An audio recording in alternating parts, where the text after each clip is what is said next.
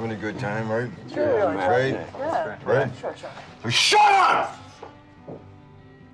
Here we are at the San Francisco International Film Festival outside the Sundance Kabuki Theater with the Miller brothers. The one and only Mr. Ed Harris. And Ed, what's going on here today? Our movie Touching Home is making its world premiere. Celebrating the premiere of the Miller brothers film, Touching Home. Tell us, how did this movie come about? In January of 2006, our father passed away in Marin County Jail, and he'd been homeless for the last 15 years of his life. And we had written a script about us and our father. There was a lot of sort of pain and frustration and guilt that we had about our father and how he passed away. And we had written the script about how we were down in Arizona playing baseball, and baseball didn't work out. And so he was playing in the minor leagues, I was playing in college, and we went back home and worked with our father and tried to save up money to get back down to Arizona. Tell everyone the miracle. Tell everyone what happened to kind of fuel this movie. In March of 2006, we received the Panavision New Filmmaker Grant. So we went down to Arizona with 17 credit cards and shot for 3 days with the Colorado Rockies and put together a little 2-minute trailer to demonstrate that we had a vision for the movie. What's the really big thing that happened? What's the huge thing? Really big. What's the reason we're all here today? The reason we're all here is because of a man named Ed Harris. A couple of years ago, I was here. I was being honored by the film festival, you know. So Ed Harris was the #1 guy. We wanted to play the role of our father, and we read in the Chronicle that he was going to be honored at the Castro Theater. They had a screening, I think, of a picture called A Flash of Green that I made in '83.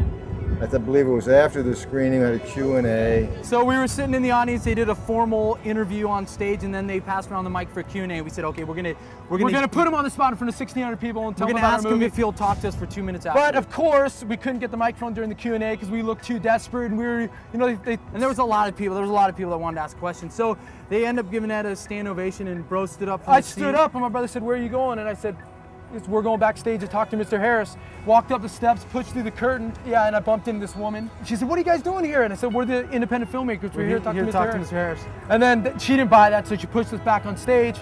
We became desperate and said, "Look, just see if Ed will give us 2 minutes of his time." She looked at us suspiciously, disappeared through the curtain. And then I was on the stage trying to get out of there, and a young lady came up and said that there was these 2 guys who wanted to talk to me. Came back out with Ed. He looked at me, looked at my brother, and the twin thing kind of, threw him, and he said, "Ed Harris, what do you boys got?"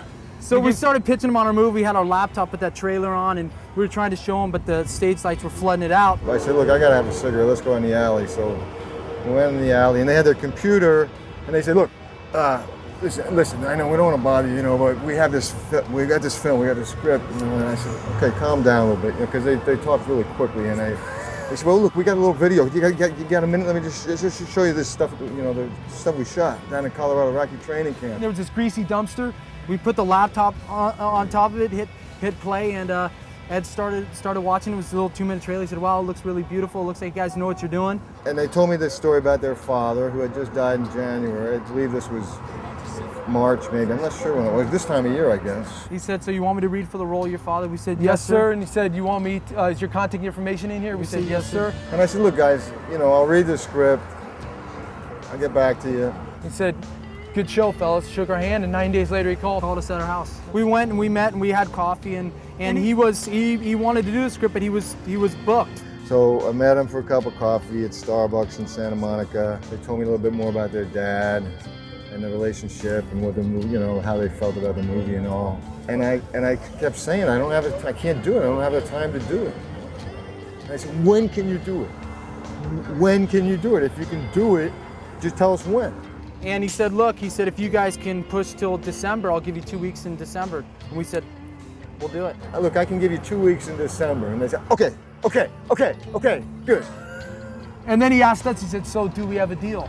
And we said, no, Ed, we're supposed to ask you if we have a deal."